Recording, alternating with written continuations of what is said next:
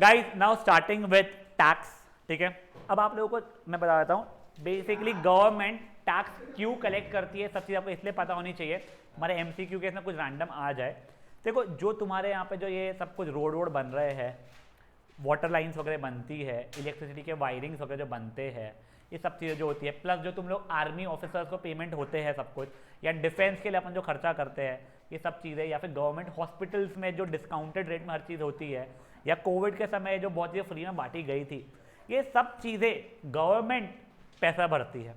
पर गवर्नमेंट एक बिजनेस नहीं है इसका टारगेट ये है कि मैं पैसा कमा कमा के घर पे रखूँ, वो ठीक है, वो है, बट ऑन पेपर नहीं हो, ठीक है। तो अब ये सब पैसा उन लोगों के हाथ में दो तरीकों से आता है जितना मुझे आइडिया है। एक होता है टैक्स और दूसरा होता है उनके खुद के जो बिजनेसेस रहते हैं, ठीक है। जैसे उनका खुद का बिजनेस जैसे हो गया रेलवे स्टेशन, एयर इंडिया था जो उन्होंने बेच दिया, उससे पैसा मिल गया उन लोगों को। इसके सिवाय जो और भी सब चीज़ें अलग अलग चीज़ें जो होती है इन लोगों की, ठीक है, उससे आता है। अब टैक्स अपन लोग अभी अपन गवर्नमेंट के बिजनेसेस की बात नहीं कर रहे हैं, अपन पहले टैक्स की बात कर रहे हैं। अब टैक्स दो तरीके के होते हैं, एक होता है डायरेक्ट टैक्स, एक होता है इनडायरेक्ट टैक्स। डायरेक्ट टैक्स रहता है जब आप कुछ कमाते हो तो उसके बाद में आपको जो कमाया हुआ है पैसा उस पर टैक्स भरना पड़ रहा है। तो या आप बिजनेस जब करते हो उस पर भरना पड़ जाता है आप लोगों को, या सैलरीड हो तो भरना पड़ जाता है, या फिर आप केबीसी में गए 1 करोड़ रुपए जीते तो उसमें भरना पड़ जाता है, या फिर आपने एक लैंड खरीदी थी 1 लाख रुपए की, उसकी रेट बढ़ गई 3 लाख हो गई, जो डिफरेंस है उसके ऊपर टैक्स भरना पड़ जाता है।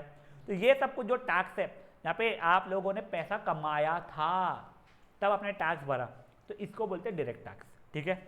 तो ये चीज़ जितना अभी मैं जानता हूँ आप बच्चे लोगों ने शायद पे नहीं किया होगा अनटिल एंड अनलेस आप लोगों ने कुछ इन्वेस्टमेंट वगैरह शेयर खरीद के बेच रहे होगा, आप लोग वैसा कुछ कर रहे हो तो, या फिर आप लोगों को कुछ प्राइज मनी मिला था, उसका भी कुछ एक थ्रेशोल्ड होता है कि मिनिमम शायद 10,000 रुपये का रहता है, ठीक है। 10,000 रुपये से कम है तो उस पर टैक्स नहीं लगता है अदर सोर्सेस में, उसके ऊपर आता फ्लैट 30% टैक्स लग जाता है, वो भी सोर्स ही कट कर देता है। तो फॉर एग्जाम्पल अगर मैं ऑर्गेनाइजर हूँ केबीसी का, आप आए आप 3 लाख रुपए जीते तो 3 लाख का 30% होता है कितना, 90,000 रुपये होता है, तो डायरेक्ट 90,000 काट दूंगा मैं और आपको 2,10,000 रुपये भरूंगा मैं, ठीक है।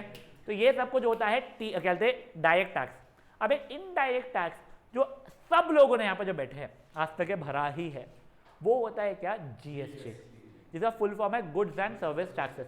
आई थिंक 4 साल पहले 5 साल पहले, मुझे ध्यान नहीं है, 18 या 15 या 16, जब भी नहीं मेरे यहाँ पे 17 में आया था, बट जब भी आया नहीं, you should be knowing guys कब जीएसटी आया था, you should be knowing that.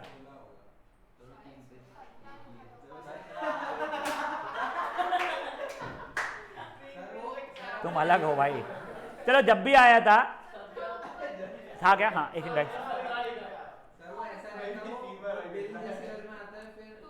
जब से वो एक्ट कहाँ पे लिखा हुआ है मेरे को दिख नहीं रहा है, कहीं तो भी कहीं लिखा हुआ है 2017, याद रखना तुम्हारा 2017 से जीएसटी एप्लीकेबल रहा है, ठीक है, सुनो, ठीक है। अब बात सुनो प्लीज, गाइस शांत, बेटा जीएसटी के पहले बहुत अलग अलग टैक्सेस होते थे, ठीक है ना, ऑक्ट्रॉय का अलग लग जाता था, फिर उसके बाद सर्विस टैक्स अलग लगता था, वैट अलग लगता था, ब्ला ब्ला बहुत लगता था, उसमें टैक्सेशन बहुत डिफिकल्ट होता था। तो टैक्सेशन को सिंप्लीफाई करने के लिए जीएसटी लाया गया था, which was a great move. उसके कारण टैक्सेशन तो ईजी हो ही गया, साथ में टैक्स की चोरी बहुत डिफिकल्ट बन गई थी, जो गवर्नमेंट के लिए बहुत अच्छा हो गया, बिजनेसमैन वालों के डिफिकल्ट हो गया। उसमें कई बिजनेस की बैंड बज गई, जैसे हमारी बिजनेस की जो लॉटरी था हमारा, उसकी बहुत बुरी तरह बैंड बज गई, बट वो ऐसा नहीं था कि एक बिजनेस को किल करने के लिए बनाया गया हो, it's a very good thing.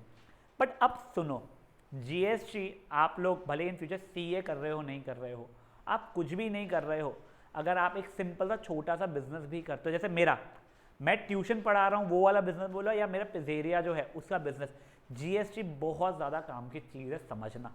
वही टैक्स अपना जो डायरेक्ट टैक्स है वो भी, and there have been at times क्या बोलते हैं people being vocal about the fact that आप लोगों ने school curriculum B it 10th के पहले या फिर 11th 12th साइंस भी हो, उसके अंदर टैक्सेशन इंक्लूड करना चाहिए।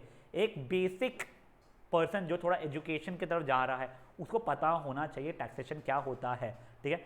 तो पहले आप लोगों को एक बेसिक सी चीज़ समझा रहा हूँ मैं, प्लीज़ थोड़ा ध्यान देना और समझना इन चीज़ों को, ठीक है। मान लो एक मैन्युफैक्चरर है, ठीक है, ये सबके सब विद इन द स्टेट की ही बात कर रहा हूँ पहले मैं। मैं आपको सिर्फ एक इनपुट टैक्स क्रेडिट की बात समझा रहा हूँ क्या होता है। एक मैन्युफैक्चरर ने कोई चीज़ 100 रुपये में बेची है, यहाँ पे लिखने पे 100 रुपये में बेची है एक डिस्ट्रीब्यूटर को, ठीक है ना, और ये डिस्ट्रीब्यूटर ने अपना प्रॉफिट ऐड किया ऑब्वियसली और वो रिटेलर को बेचा है, ठीक है, कुछ 130 रुपये में। जो आइटम जो उसने बेचा है, अब इसके ऊपर अलग अलग टैक्सेस लग सकते हैं, ठीक है ना, कुछ इस पर 0% टैक्स रहता है, टैक्स फ्री रहता है, वो वाला समझ लो ऐसे, ठीक है, कुछ रहता है 5%, कुछ रहता है 10%, कुछ रहता है 18%, कुछ रहता है 28% पे, ठीक है। 28% में majorly I think luxury goods रहते हैं या फिर सिन गुड्स जैसे टोबैको वगैरह हो गया, ये सब चीज़ें हो जाती है, ठीक है। तो लॉटरी जो हमारा बिजनेस था उस पर भी 28% टैक्स लगा है, तो उस कारण से हमारी बैंड बच गई। उसका वैसे रीजन और कुछ है, तुम लोग अगर आगे CA करते हो तो हमें टैक्सेशन के समय केस स्टडी आएगी, यानी वो चीज़ तुमको आएगा कि पहले लॉटरी का कैसे टैक्सेशन था और अब कैसा है वाला, ठीक है। But never mind, not getting into it. हमारा मेरा नहीं, मेरे डैड का, हमारा 50 ईयर्स से लॉटरी का ही है, वैसा है। तो जो मैंने कपड़े पहने उसके ही पैसों से है, बचा हुआ मैं कमा नहीं रहा हूँ अभी, तो लॉटरी वाले भी नहीं कमा रहे, इसलिए मैंने 6 साल से ये पहन रहा हूँ मैं। चलो अब ध्यान दो, अब सुनो, अब अपन लोग एक 10% टैक्स मान के चलते हैं, ठीक। तो देखो अब ये जो 100 रुपये में बेचा उसने, इसके ऊपर 10% टैक्स भरना पड़ा, ठीक है। तो ये डिस्ट्रीब्यूटर को वैसे लगे 100 प्लस 10 मतलब 110 रुपये, बट कॉस्ट प्राइस उसका 110 रुपये नहीं होने वाला है, ठीक है। को समझाता हूँ मैं क्यों, ये चीज़ें प्लीज़ समझ लो, ठीक है ना। देखो मैन्युफैक्चरर के पास में 100 रुपये तो आए, साथ ही साथ 10 रुपये भी आए मैन्युफैक्चरर के पास में, बट ये जो 10 रुपये थे वो टैक्स के फॉर्मेट में आए, तो ये फट से वो गवर्नमेंट को भर देगा।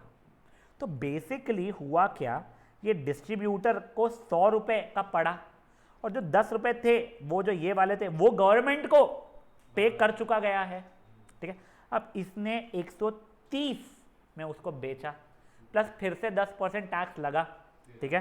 तो आप लोगों ने इसको 130 रुपये तो आपके पास में आए, साथ में 13 रुपये भी आए, ठीक है।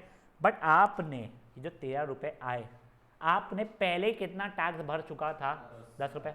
अब आपने 13 रुपये कलेक्ट किया है, तो आपको आपस 13 रुपये टैक्स नहीं भरना है, आपको सिर्फ 3 रुपये टैक्स भरना है। जिनको पता है एक बार शांत रहेगा लोग प्लीज, ठीक है। आपको सिर्फ 3 रुपये टैक्स भरना पड़ेगा। क्यों?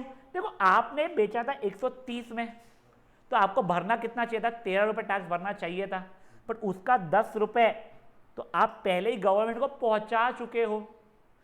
अब आप लोगों को सिर्फ ये जो आया है उसका आप लोगों को 3 रुपये टैक्स भरना पड़ेगा। समझा ये चीज क्या हुई है? अब देखो, अब ये 100 जो भी इसको पड़ा 130 रुपए का, ठीक है। अब ये बंदे ने मान लो फॉरवर्ड में बेचा है 200 रुपए सेलिंग प्राइस के हिसाब से, फेयर इनफ। अब उसके ऊपर 10% टैक्स, ये अपना फाइनल कंज्यूमर है, उस पर फिर 10% टैक्स लगा है, ठीक है। तो ये बेसिकली कंज्यूमर को पड़ेगा 200 प्लस 10% 20, 220 रुपए में। ये 20 रुपए, देखो इसके बाद 200 रुपए तो आई, सजा 20 रुपए भी आए हैं। अब इसे पूरा पूरा 20 रुपए नहीं भरना पड़ेगा, इसने पहले ही 13 रुपए टैक्स भर चुका था, अब इसे सिर्फ और सिर्फ 7 रुपए भरना पड़ेगा। देखो इसको सिर्फ और सिर्फ 3 रुपए भरना पड़ा था, इसको सिर्फ और सिर्फ 10 रुपए भरना पड़ा था। समझा ये चीज? तो गवर्नमेंट को पहले ही अपने 20 रुपए मिल चुके हैं, ठीक है।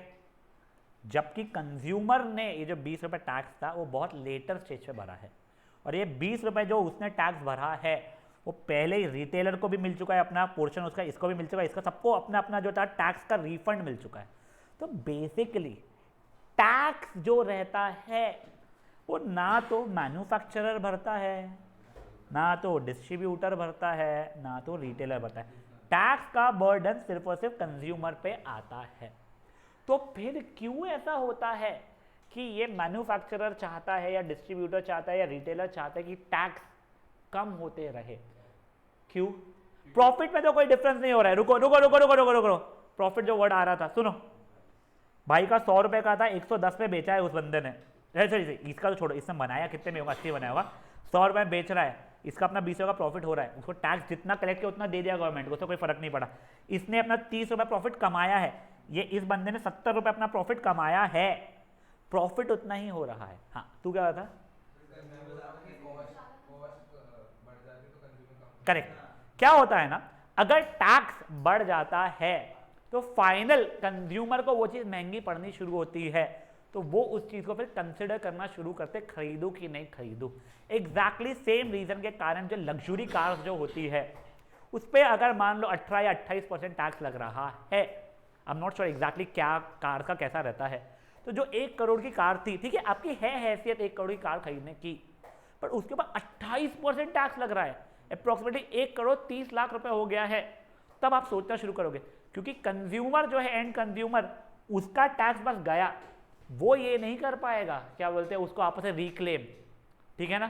तो उसका आंसर, जैसे फॉर एग्जाम्पल रेस्टोरेंट इंडस्ट्री का आपको मैं बताता हूँ, रेस्टोरेंट इंडस्ट्री में अभी 5% चल रहा है, वैसे कंपोजिट स्कीम है वो आपको अभी नहीं है, इसलिए मैं उससे कंफ्यूज नहीं करूंगा, बट यही अगर मान लो मैं एक 5 स्टार होटल में जाता हूँ, वहाँ पे 18% अगर टैक्स लगेगा, पहली चीज़ महंगी थी उस पर और 18% टैक्स लग रहा है, तो कंज्यूमर के पॉकेट में बहुत बड़ा होल आएगा, तो वो वाले 5 स्टार होटल में जाना कंपेरेटिवली कम प्रेफर करेगा रादर देन छोटे मोटे रेस्टोरेंट पे, जहाँ पे या तो टैक्स लगता ही नहीं हो, जो टैक्स ब्रैकेट में आता ही नहीं है, अगर बंदा वो 20 लाख का अगर टर्नओवर हो तो वो आता है, वो छोड़ो वो चीज़ अगेन, या तो वो कम टैक्स वाली चीज़ों के ऊपर प्रेफर करना शुरू करेगा, ठीक है।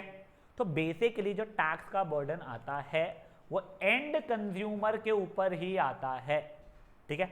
अब देखो यहाँ पे होता क्या है ना, वैसे अभी तुम्हारे 11th स्टैंडर्ड, 12th में तो है ही नहीं है चैप्टर, पर 11th स्टैंडर्ड में बेसिकली ऐसा होने वाला है, अगर ये 10% पे है तो ये भी 10% पे रहेगा। कई बार ऐसा नहीं रहता है, आपको मैन्युफैक्चरर डिस्ट्रीब्यूटर को 10% लगा के देगा, डिस्ट्रीब्यूटर रिटेलर को शायद 18% लगा के देगा, और मे बी रिटेलर आगे उसको 28% लगा के दे रहा हूँ, मेरे को नहीं पता एक्जैक्टली, मेरे को लगता नहीं वो होता है, बट ठीक है, ऐसे अलग अलग रेंज भी हो सकते हैं। तो कई बार ऐसा भी हो जाता है कि मान लो इसने मान लो 28% लगाया था और इसके आगे इसको बस 0% था, तो इसने अगर पहले यहाँ पे टैक्स भर दिया है तो वो टैक्स का रिफंड मांगते हैं गवर्नमेंट से, वो चीज़ें आप लोगों को इस साल नहीं है, ठीक है ना। नहीं, तो वैसा नहीं होता है। फॉर एग्जाम्पल तूने कॉटन खरीदती है तो कॉटन को शायद से एक वो माना जाता हो 5% वाली कैटेगरी में आता है, बट उससे तू सैनिटरी पैड्स बना के बेचती है तो वो वैसे सैनिटरी पैड्स आर अभी भी टैक्सेबल, जिसका बीच में आया था, ठीक है ना, अच्छा खासा उसके ऊपर किया था कि ये बेसिक नेसेसिटी की गुड्स है। हाँ मिल्क दिया, मान लो मिल्क 5% वाला है और उससे आगे चीज, मिल्क 0 चल रहा है क्या, उसको चीज बनाया तो 5% है, और रादर चीज में भी आप लोगों को बताता हूँ, हमारे पास 2 अलग अलग तरीके की चीज आते हैं, एक 5% की चीज है और एक प्रोसेस चीज जो होती है वो 12 हमारी 10 या 18% के ऊपर चलती होती है, क्योंकि मैं अभी वो बिल का कुछ थोड़े दिन पहले एंट्री करा तब मैंने नोटिस किया था, ठीक है। तो अलग अलग चीज़ों की होती है, अब वो कैसे डिसाइड होता है मुझे एक्जैक्टली नहीं पता है, वो लोग बैठ के क्या इन्हें करते हैं, इन्हीं पीनी पोंकी करके जैसे डालते हैं वो लोग, ये कई चीज़ें वैसी फीलिंग पे है, ठीक है। अब सुनो एक सेकंड रुको, हाँ तू बोल, चल ठीक है मैं, हाँ यस, रिटेलर ने 200 में बेचा, हाँ, बट कंज्यूमर को 220 पड़ा टैक्स के कारण, तो रिटेलर के नहीं, रिटेलर ने बोला 200 का है, जैसे रेस्टोरेंट में 200 रुपये में एमआरपी लिखा हुआ रहता है ना, प्लस आखिरी में जीएसटी लगता है, वैसा हुआ है वो, ठीक है ना। तेरे को जब तेरे को कपड़े खरीदने की जो आदत है ना, वहाँ पे इंक्लूडिंग टैक्सेस लिखा हुआ था प्राइसेस, ठीक है ना, बट मेजरली रेस्टोरेंट इंडस्ट्री तो पक्का से एक्सक्लूडिंग टैक्सेस ही लिखती है अपने प्राइसेस, क्योंकि वैसे ही महंगा बेच रहे हैं वो लोगों को पता है भाई यही चीज़ घर पे हम लोग 15 में बनाते हैं, यहाँ पे 100 में बेच रहे हो एक रोटी, ठीक है ना, एक मसाला पापड़ समझ लो, उसके ऊपर अगर और टैक्स में 5% लगा के तो और महंगा दिखेगा वो, इसके लिए।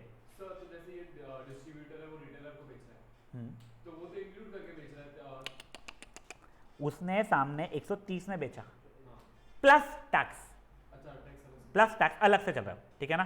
तो अब सुनो प्लीज सुनो, अब अपन लोग ना 1-2 क्वेश्चन देख रहे हैं, फाइन, आप लोग, हाँ उसके पहले एक और चीज सुन दो, अब तुम्हारे जीएसटी भी अलग अलग रहते हैं, अगर मान लो तुम लोग विद इन द स्टेट ही कर रहे हो, जिसे इंट्रा स्टेट बोला जाता है, तब आप लोगों के 2 टैक्स लगते हैं, ठीक है, एक लगता है CGST और एक लगता है SGST।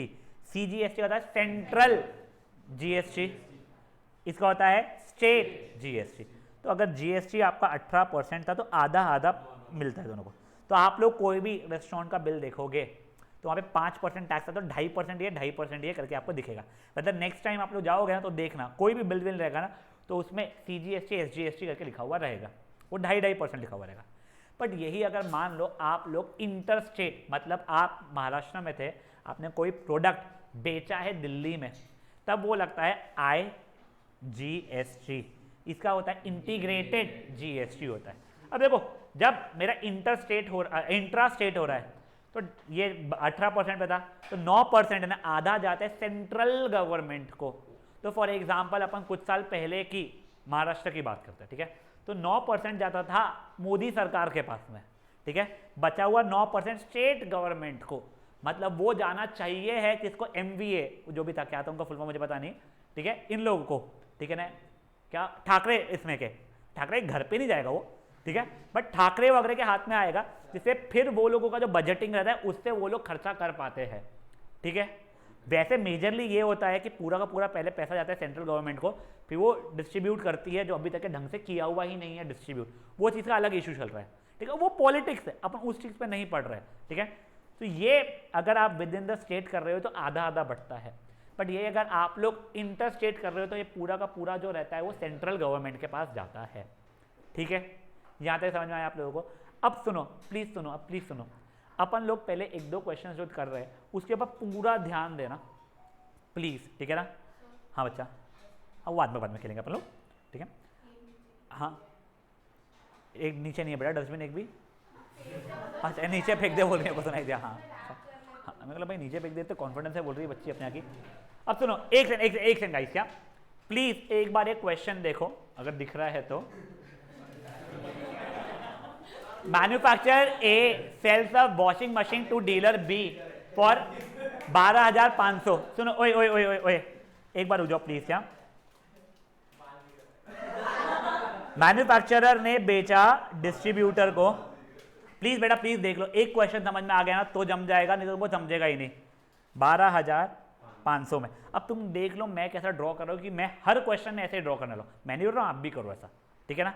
अब एक सेकंड आगे क्या दिया हुआ है, डीलर बी ने उसे कंज्यूमर को बेचा 1500 में, ठीक है ना, हाँ तो 1500 प्रॉफिट पे, सॉरी हाँ, ठीक है ना, तो उसने कंज्यूमर को बेचा प्लस 1500 मतलब ये 14,000 पे, ठीक है। अब देखो अब आगे क्या दिया हुआ है, द डीलर बी सेल्स, हाँ if the sale is intra state, घर की बात है अपने, ठीक है ना, और रेट GST का 12% है, ठीक है।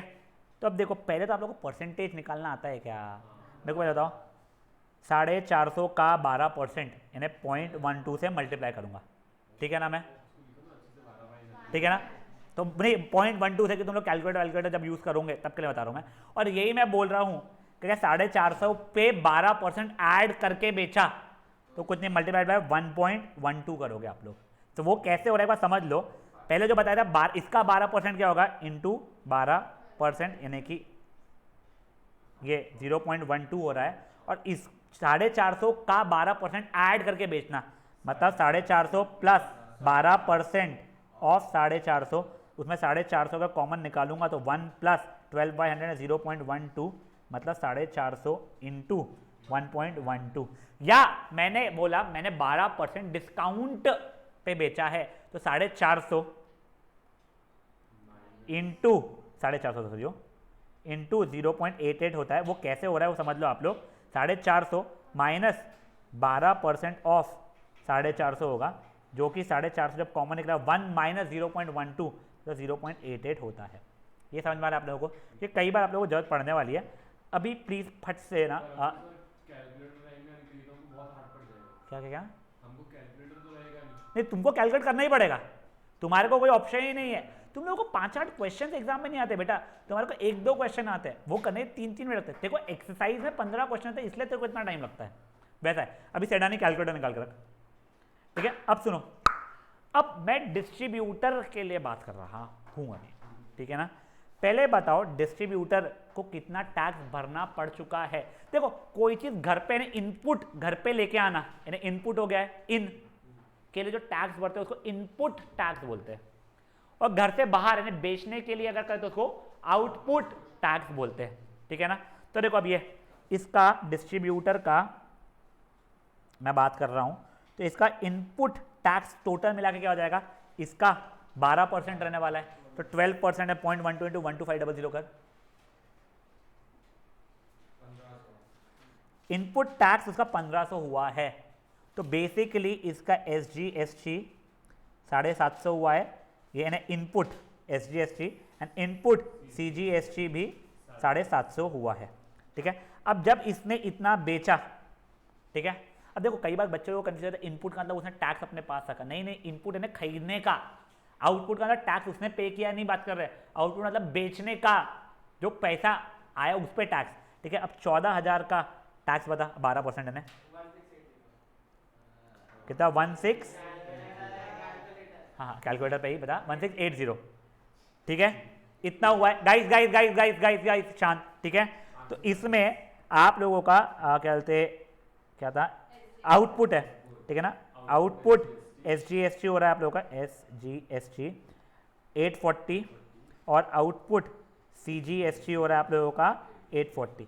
अब बेसिकली एक सेकंड सुनो क्या, देख एक सेकंड, देख इनपुट का मतलब क्या होता है, जब तू कुछ घर पे लेके आ रही है ना, ये बंदे ने जब इससे खरीदा तो घर पे लेके आई तू, तो जो टैक्स भरना पड़ा था वो इनपुट टैक्स होता है। जब तूने उसको बेच दी या तूने बाहर भेजी अपने सामान को, तो आउटपुट होगा तेरे सामान का, तो उससे जो टैक्स तुमने कलेक्ट किया है वो आउटपुट GST हो जाता है, ठीक है। अब अभी डिस्ट्रीब्यूटर के पॉइंट ऑफ व्यू से बात करें आप लोग, ठीक है ना। अब सुनो, अब एक बार सुनो, लाउटी सुन ले बेटा, ठीक है। अब ये देखो प्लीज देखो, अब अगर मैं ये निकालना चाहूं कि मुझे कितना टैक्स भरना पड़ेगा गवर्नमेंट को, तो वैसे मुझे भरना चाहिए था 1680 रुपए, बट मैंने 1500 रुपए पहले ही भर चुका है, तो मेरी टैक्स लाइबिलिटी हो जाएगी 180 रुपए, जिसमें से 90 रुपए जाएगा स्टेट को और बचा हुआ 90 रुपए जाएगा सेंट्रल को, ठीक है। ये मुझे भरना पड़ेगा, ये डिस्ट्रीब्यूटर के पॉइंट ऑफ व्यू से हुआ। कंज्यूमर का तो कट गया, वो छोड़ो उसको, ठीक है ना। कंज्यूमर को कितने का पड़ा, तो कंज्यूमर को पड़ा ये चीज़ 1500 रुपये, तो ऑब्जेक्ट का कॉस्ट था, नहीं 1500 नहीं सही 14,000, ठीक है, 14,000 उसका कॉस्ट था, प्लस टैक्स था कितना 18% है, 16 कितना था 12% था, जो कि 1680 रुपये था, तो 15,680 में तो कंज्यूमर को पड़ा है, ठीक है। अब देखो अब देखो अब देखो अब देखो, अब मैन्युफैक्चरर के लिए देखो, अभी मैन्युफैक्चरर की टैक्स लाइबिलिटी कितनी थी, तो मैन्युफैक्चरर की टैक्स लाइबिलिटी थी, देखो उसने कितना कलेक्ट किया है टैक्स, 1500 रुपये कलेक्ट किया है, तो उसकी 1500 रुपये की हुई थी, इसमें 750 रुपये वो भर रहा है स्टेट को और 750 रुपये वो भर रहा है सेंट्रल गवर्नमेंट को, ठीक है। अब एक सेकंड सेडानी थोड़ा लाउडली फर्स्ट सब पार्ट का क्वेश्चन क्या पूछा गया है उसके अंदर वो पढ़ दो एक बार, सिर्फ तुम देखो, कल तुमको वापस सॉल्व करने के लिए मिलेगा पूरा का पूरा, ठीक है ना। हाँ पढ़।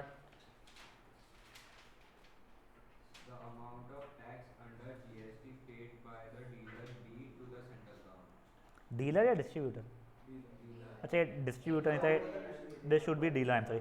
तो the amount of tax paid by dealer, यानी डीलर का टैक्स लाइबिलिटी कितना था टू सेंट्रल गवर्नमेंट, तो उसने कितना भरा है सेंट्रल गवर्नमेंट को एट दी एंड 90 रुपए भरा है, ठीक है। आगे बढ़, क्वेश्चन नेक्स्ट वाला, पूरा का पूरा, अब उसने किससे की बात नहीं किया है, पूरा का पूरा स्टेट गवर्नमेंट को कितना पैसा मिला है टैक्स के अंदर, तो देखो स्टेट गवर्नमेंट को 750 तो मिला ही था और साथ ही साथ में 90 रुपए भी मिला ही था, टोटल मिला के 840 हो रहा है, ठीक है। नेक्स्ट, अब देखो एक सेकंड, तेरे को पूछा गया स्टेट को कितना मिला इस पूरे बिजनेस के अंदर, तो ये मैन्युफैक्चरर ने 750 रुपये भरा है और साथ ही साथ ने ये डीलर ने 90 रुपये भरा हुआ है, तो टोटल मिला के 840 रुपये मिल रहा है उसको, ठीक है। अब सुनो, अब पूछा गया है कंज्यूमर ने कितना पैसा भरा है, तो 14,000 नहीं, कंज्यूमर का कटा है, कंज्यूमर 15,680 लिया है, समझा ये चीज़ क्या हो रहा है, पक्का है। अब देखो तुमको मैं एक बहुत बेसिक सी चीज़ बताता हूँ, मेजरली जो बच्चे लोग यहाँ पे एस्पायर कर रहे हैं सीए बनने का या खुद के बिजनेसेस खोलने का, ये तुम्हारे लाइफ का सबसे इंपॉर्टेंट पार्ट है। मैं नहीं हूँ जो तुमको ये सब कुछ पढ़ाने वाला हूँ, मेरे से जो तुम्हारे को जो पढ़ाएगा वो बेटर रहेगा, बट स्पेशल बिजनेसमैन जो रहेंगे, ये तुम लोगों के लिए इसलिए इंपॉर्टेंट है बेटा टैक्स लाइबिलिटी के इश्यूज में कई बड़े बड़े बिजनेस के बैंड बजे पड़े हैं। और मैं तुम लोगों को बहुत छोटा सा एक एग्जांपल बताता हूँ जो मेरे डैड बताते हैं, ठीक है। तो we are family friends with Haldirams, जो नागपुर वाले हैं, वेरी क्लोज वैसा उन लोगों के साथ में। तो उनकी एक स्टोरी ऐसी है कि दे वेंट टू तबके वैट वगैरह जो संभालते थे एक सीए के पास में, who used to charge per minute के हिसाब से, और पर मिनट का 100-200 रुपये नहीं थे, लाखों रुपए, सिंपली है ना, मैं तुमको बता रहा हूँ। और ये अच्छा खासा पहले की बात है। तो वो एक कार में मीटिंग हुई, ठीक है। तो कार में मीटिंग ऐसी हुई कि इन्होंने बताया कि ये नया लॉ आया है और अपना पैकेजिंग का ये था, तो अभी अपने को टैक्स लाइबिलिटी बढ़ जाएगी एकदम से, तो अपन क्या कर सकते हैं। He understood the case within seconds and gave the answer within seconds. बेटा फॉर अ मिनट और two he got a lakh. The same happens with lawyers, but that doesn't happen with everyone. That happens with really good people who are really good with their businesses. तुमको क्या लगता है ये जो अपने नागपुर में plaster वगैरह वाले हैं, ये रैंडमली कोई भी सीए को उठा के रख लेंगे क्या? हाँ, तुमने सूराबर्डी मेडो सुना है ना? हाँ, जैसे वो मेरे ग्रैंडफादर का है, ठीक है। तो he is a very big CA. उनके नाम पे अग्रवाल छल्लानी करके एक फर्म था। He left that firm just for the reason वो ऑडिट करना चाहते थे, यानी उनको ऑफर आया था ऑडिट करने का प्लास्टर वालों का, तो उसके लिए उन्होंने फर्म छोड़ा। तो सोचो प्लास्टर वाले उन्हें कितना पे कर रहे होंगे कि उन्होंने अपना खुद का फर्म, जिसमें उनका आज तक के नाम है अग्रवाल छल्लानी, भले बदनाम फर्म है वो वैसे, यानी वो आर्टिकल से बदनाम है ऐसा बोलते हैं, बट आर्टिकल से सब फर्म बदनाम होती है, ठीक है। बट वो मेजरली इसलिए छोड़ा क्योंकि इतना पे कर रहे थे, because he was very smart CA. भले अब उनके यहाँ पे भी रेट पड़ गई अभी, तो वो अलग सीन है। बट यही होता है, अगर आप एक अच्छे सीए हो और आपको टैक्स समझ में आता है, टैक्स की लीगली चोरी समझ में आती है, तो आप बचा सकते हो। वरना आप यही कैलकुलेशन ढंग से नहीं जानोगे तो वैसे आपके खुद के बिजनेस में तो इशू लगी जाएगा, और आपका कोई क्लाइंट है तो आप कुछ नहीं कर पाओगे उसके लिए, तो आप सीए नहीं बन पाओगे वैसे तो, वेरी फ्रैंकली। तो हम लोगों के साथ में आपको बताता हूँ, मेरा पार्टनर है प्रतीक, ठीक है। उसका मुंबई में कैफे है, उसको नहीं पता था, हम लोग इंजीनियर्स है यार, हमको नहीं पता था, जोश जोश में बिजनेस तो खोल दिया, ठीक है। उसका टर्नओवर भी उसका बहुत बढ़िया चल रहा था, बिजनेस मुंबई के इसमें बहुत बढ़िया चल रहा है। उसका एक साल का टर्नओवर 48 लाख रुपीस हो गया। उसने कोई एक मीडियोकर सीए को रखा हुआ था फॉर टैक्स फाइलिंग, जिसने उसको ईयर एंड में बताया, ओ शिट तुम्हारा 20 लाख का टर्नओवर क्रॉस हो गया, तुमको तो जीएसटी चार्ज करना पड़ेगा। अब थोड़ी घर घर पे जाऊंगा, पार्क तूने खाया था 20 लाख का क्रॉस होने का, मैं निकाल 5%, अबे जूते मारेंगे। तो अब ऐसा था गवर्नमेंट के अकॉर्डिंग, आपने चार्ज नहीं भी किया हो तो अब हम आपसे तो वसूलेंगे। तब जो एक्स्ट्रा 28 लाख रुपए जो उसका हुआ था, उस पर 5% जितना भी हो रहा है, ठीक है, कितना हो रहा है उसका 5%, 28 लाख का 5% देखो 1,40,000 है ना, ठीक है। 1,40,000 रुपए का टैक्स लाइबिलिटी इनको जेब से भरने में आ गया था, ठीक है। अब वो क्या हो जाता है, जब जेब से भरना पड़ता है 10 रुपए या 1 लाख रुपए, बैंड तो बजी जाती है। तो ये गलती बिजनेस की जो थी, इन लोगों को बेसिक टैक्सेस नहीं पता थे, और जो सीए था उसकी भी गलती थी। एट दी एंड क्या किया इन लोगों ने, नहीं फाइन नहीं भरा। अब वो ठीक है, उन लोगों ने बहुत गलत तरीका अपनाया, उन लोगों ने बैंक क्लोज कर दिया, अकाउंट दूसरे बैंक इससे खोला, और वो ऐसा कुछ तो भेजा था कि 5 साल तक अगर स्क्रूटनी नहीं बैठे वो बैंक पे तो फिर वापस नहीं बैठ सकती है। तो अभी उनका 3रा साल चल रहा है। तो आज भी जब मैं उसे कॉल करता हूँ तो I always have this joke, हाँ कटेगा तेरा 1,40 वैसा। अब क्योंकि उसकी कट रही है, उसको पता है भाई 2 साल में अगर आ गया स्क्रूटनी तो फंसना तो है ही, क्योंकि उनका सब कुछ डिजिटली लॉक्ड सेल्स है, आप सॉफ्टवेयर से डिलीट भी नहीं कर सकते हो। तो इसलिए ये बेसिक टैक्सेस आप लोग समझोगे तो आपको फायदा होगा लाइफ में। साथ ही साथ मैं क्या बताता हूँ, मैं फॉर एग्जाम्पल जो बिजनेसमैन रहते हैं मेजरली यहाँ पे क्या होता है, अपने को ऐसा था कोई यूएस से आया तो क्या मंगाते हैं अपन सबसे पहले, गोल्ड। यूएस से कब मंगाया किसी ने, आईफोन मंगाते हो, क्यों 40,000 30,000 पे सस्ता पड़ता है, विदाउट बिल मंगाते हैं। यही मेजरली ना आपके घर वाले बोलते हैं तू ये सब मत कर, तू इंडिया से ले ले। क्यों बेटा, उस पर अगर 18-28% टैक्स पड़ता है, तुम उसको बिजनेस यूज के हिसाब से दिखाओगे अगर, तो तुमको टैक्स रिबेट मिल जाता है। ये जो तुम्हारा इनपुट टैक्स वाला जो आ रहा है ना, तो तुम जीएसटी नंबर का डलवाओ तो तुम ये टैक्स क्रेडिट जैसा यूज कर सकते हो, तो वो पैसा चले। साथ ही साथ में उसका डेप्रिसिएशन शो कर करके अपने बिजनेस इनकम कम करवा लेते हो तुम लोग, तो वो चीज़ें फायदा हो जाता है इन चीज़ों में। तो वो चीज़ें आपको देखना पड़ता है, आपको बेनिफिशियल है या नहीं है, समझा ये चीज आप लोगों को? इसीलिए आप लोगों के जो भी बिजनेस एक्सपेंसेस होते हैं, मेजरली फैमिली वाले आप लोगों को बोलते होगे कि ठीक है भाई, तो कार्ड यूज कर रहा है तो बिजनेस एक्सपेंसेस के हिसाब से ही जो है और उसके बिल हमको दे देना, ठीक है? जो तुम खाना वाना खाने भी जाते हो ना अगर ऐसे रेस्टोरेंट में, तुमको कैश के लिए बोलते हैं मेजरली, जो यहाँ पे मारवाड़ी गुजराती फैमिली वाले हो गए, मेजरली जिन लोगों के हाथ ना काला धन भर भर के होगा, ठीक है? अपना तो धन ही नहीं, तो काले की तो बात ही नहीं आती है, ठीक है ना? तो ये सब चीजें तुम लोगों को तभी समझेगी जब तुमको एक बेसिक टैक्स समझ में आएगा। उसका बिल्कुल फर्स्ट स्टेप तुम लोग आज पहली बार देख रहे हो, इसलिए प्लीज ध्यान देना। अपन एक और क्वेश्चन देख रहे हैं, ठीक है ना? अब क्वेश्चन नंबर 2 प्लीज थोड़ा ध्यान से देखो। यस, देखो क्या दिया हुआ है, a shopkeeper buys an article whose printed price is 4,000 रुपए from a wholesaler at a discount of 20%। हाँ, वैसे मैं एक चीज बताना भूल गया आप लोगों को, अगर मान लो कोई चीज 1,000 रुपए की थी, उस पर 10% जीएसटी लगने वाला था, बट तुमने बार्गेनिंग करके उसे 900 रुपए पे लाए हो, तो अब 10% 900 रुपए पे लगेगा, 10% 1,000 रुपए पे नहीं लगने वाला है, ठीक है? ये एक और तरीके की टैक्स चोरी होती है ये करने के लिए कि उसमें बिल में 900 रुपए लिखवाया हुआ है, तो आपको 10% 90 रुपए टैक्स में पड़ रहा है और बचा हुआ 100 रुपए तुमने एक्स्ट्रा कैश में पे किया हुआ है। ये अलग तरीके की टैक्स चोरी है, बट ये बहुत स्टूपिड हरकतें रहती है। तुमको टैक्स चोरी नहीं सीखनी है, जब जो लोग सीए बनोगे जो भी, तुमको टैक्स को कैसे लीगली तुम बच सकते हो वो सीखना रहेगा। तो उसलिए लोग टैक्स भरते हैं, बचा हुआ ये सब ये बचकानी हरकत तो सबको आती है यार, तो घर बैठे तुम ही डिवाइस कर लोगे इन सब चीज़ों को। कि फॉर एग्जाम्पल तू मेरे पास आया मेरा मोबाइल खरीदने के लिए, ठीक है? मैंने बोला मैं 1 लाख रुपए का है, हाँ ठीक है, मैं 80,000 रुपए का कार्ड पेमेंट करता हूँ और 20,000 रुपये कैश में देता हूँ, तो बिल पे तो 80,000 रुपये लिखूंगा मैं, उस पर 10% टैक्स लगा 88,000 हुआ वो, प्लस 20,000 रुपये कैश में दिया, तो मुझे 88 प्लस 20,000 हुआ, तो 20,000 में ना तो मुझे टैक्स भरना पड़ेगा डायरेक्ट टैक्स, 88 पे का 8,000 ही मैं गवर्नमेंट को भेजूंगा और 80,000 का मेरे को प्रॉफिट पे डायरेक्ट टैक्स भरना पड़ जाएगा, तो मैं टैक्स से बच गया। तेरे को 2,000 रुपये सस्ते में पड़ गया, प्रोवाइडेड तेरे को बिजनेस एक्सपेंस नहीं दिखाना था तो।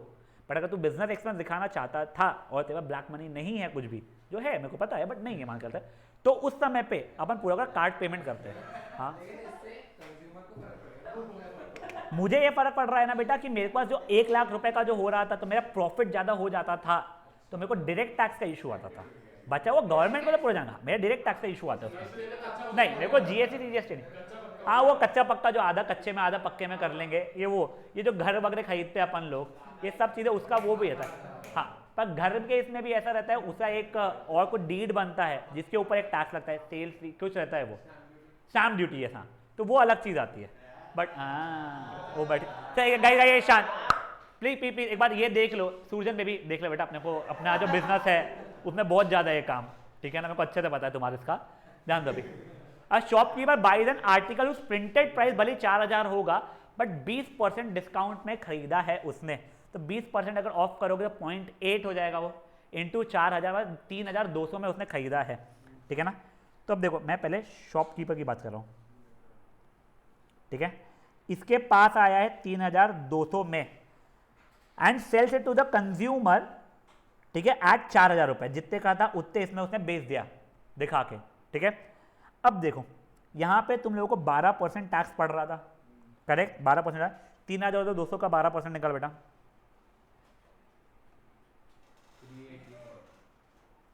384, मतलब इनपुट मेरा सीजीएसटी कितना हो गया है इसका डिवाइडेड टू 192, इनपुट एसजीएसटी कितना हो गया मेरा बेटा 192। अब मेरे को 4,000 का क्या कहते हैं 12% निकाल के दे, 480 हो रहा है। तो बेटा मेरा आउटपुट सीजीएसटी कितना हो गया है मेरा 240 और आउटपुट एसजीएसटी कितना हो गया मेरा 240। मेरा टैक्स लाइबिलिटी कितना हो गया है, तो ये 480 माइनस 384 आई थिंक 96 हो रहा है, जिसका 48 मेरा स्टेट को जाएगा, 48 मेरा सेंट्रल को जाएगा। मेरा 4,000 के ऊपर 18% और ऐड करूंगा, 480 मतलब 4,480 में कंज्यूमर को पड़ रहा था, ठीक है? अब देखो क्वेश्चन क्या क्या पूछे गए। Price of article inclusive GST at विच क्या बोलते हैं ये इसने खरीदा, तो इंक्लूडिंग जीएसटी की बात हो रही है, तो 3,200 प्लस 384 मतलब 3,584 हो रहा है। फिर नेक्स्ट क्या दिया हुआ है, the amount of tax paid by shopkeeper to state government, तो कितना देगा उसको 48 रुपए देगा।